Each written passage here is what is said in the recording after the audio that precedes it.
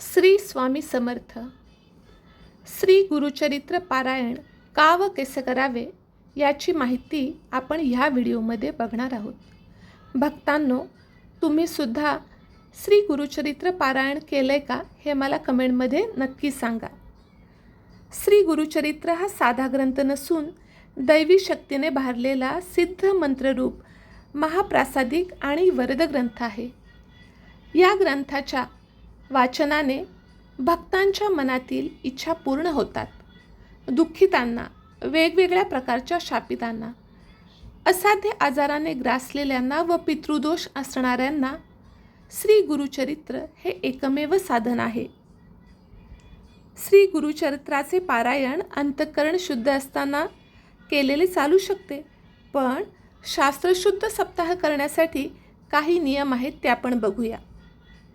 श्री गुरुचरित्र सप्ताह करताना प्रारंभ शक्यतो शनिवारी व सांगता शक्यतो शुक्रवारी करावी, कारण शुक्रवार हा श्री नृसिंह सरस्वती महाराजांचा निजानंदाचा दिवस आहे. श्री गुरुचरित्र वाचण्यापूर्वी आदल्या दिवशी म्हणजे शुक्रवारी 1 गाय व 4 कुत्रे यांना गव्हाच्या पोळीचा नैवेद्य खाऊ घालावा. श्री गुरुचरित्राचे वाचन पूर्व किंवा उत्तर दिशेला तोंड करून करावे. वाचण्यापूर्वी रोज श्री दत्त महाराजांच्या फोटोची व पोथीची पूजा करून 1 माळ गायत्री मंत्र व 1 माळ स्वामी समर्थ मंत्राचा जप करावा व श्री गणपती अथर्वशीर्ष वाचून पोथी वाचण्यास सुरुवात करावी. श्री गुरुचरित्राचे वाचन पहाटे 3 ते सायंकाळी 4च्या दरम्यान करावे. दुपारी 12 ते 12:30 ही वेळ श्री दत्त महाराजांच्या भिक्षेची असल्यानं त्यावेळेस पारायण वाचन बंद ठेवावं. श्री गुरुचरित्र वाचनाच्या कालावधीत परान्न घेऊ नये. आपली आई, पत्नी, बहीण यांच्या हातचे अन्न खाण्यास हरकत नाही. उपवास करू नये. दोन्ही वेळेस 1 धान्य फराळ करावा. काही समस्या असल्यास स्वखर्चाने बाहेर खाण्यास हरकत नाही. श्री गुरुचरित्र वाचनाच्या कालावधीत पुरुषांनी दाढी वाढवू नये. स्वतःच्या हाताने दाढी करावी. तसेच या काळात चामड्याऐवजी नायलॉन किंवा रबरी चप्पलजोड वापरावी. श्री गुरुचरित्र वाचनाच्या कालावधीत ब्रह्मचर्य पाळावे.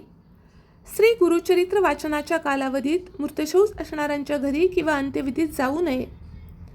स्वतःच्या कुटुंबात जर मृतशौच आले किंवा जनन शौच आले तर अशा वेळेस श्री गुरुचरित्र पारायण दुसऱ्या कोणाकडून पूर्ण करून घ्यावे. अर्धवट सोडू नये. श्री गुरुचरित्र वाचनाच्या कालावधीमध्ये मासिक पाळीविषयक अशौच सांभाळावे. वेळोवेळी गोमूत्र शिंपडावे. सप्ताह कालावधीत रोज सकाळी व संध्याकाळी श्री गुरुचरित्राच्या पोथीस नैवेद्य दाखवून आरती करावी.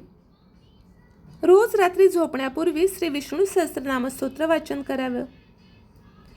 गुरुचरित्र वाचण्याची पद्धत पूर्वीपासून चाललेली ती अशी आहे. पहिल्या दिवशी अध्याय 1 ते 9 वाचावे. दुसऱ्या दिवशी अध्याय 10 ते 21. तिसऱ्या दिवशी अध्याय 22 ते 29. चौथ्या दिवशी अध्याय 30 ते 35. 5व्या दिवशी अध्याय 36 ते 38. 6व्या दिवशी अध्याय 39 ते 43 आणि 7व्या दिवशी अध्याय 44 ते 53. श्री गुरुचरित्र सप्ताह हा 7 दिवसाचे एक पारायण या पद्धतीने करायचा असतो, परंतु 21 दिवसात 3 पारायण, 49 दिवसात 7 पारायण असे करावयाच्या देखील पद्धती आहेत. 7 दिवसाच्या सप्ताहाची 8व्या दिवशी सांगता करावी. सांगतेच्या वेळी सकाळी 10:30 वाजता दत्त महाराज, श्री कुलदेवता, श्री स्वामी महाराज व 1 श्री गुरुचरित्र ग्रंथाकरता असे नैवेद्य मांडावेत. ग्रंथाचा नैवेद्य गाईला खाऊ घालावा किंवा स्वतः घ्यावं, मगच आपण भोजन करावे. श्री गुरुचरित्र वाचनाच्या कालावधीमध्ये सुद्धा आपल्या नित्यसेवेमध्ये खंड पडू देऊ नये. मित्रांनो, ही होती श्री गुरुचरित्र पारायणाची माहिती. तर मनातील सर्व इच्छा पूर्ण होण्यासाठी हे गुरुचरित्र पारायण तुम्ही नक्कीच करा. श्री स्वामी समर्थ. श्री स्वामी समर्थ. चॅनलला सबस्क्राईब केलं नसेल तर नक्की सबस्क्राईब करा. श्री स्वामी समर्थ.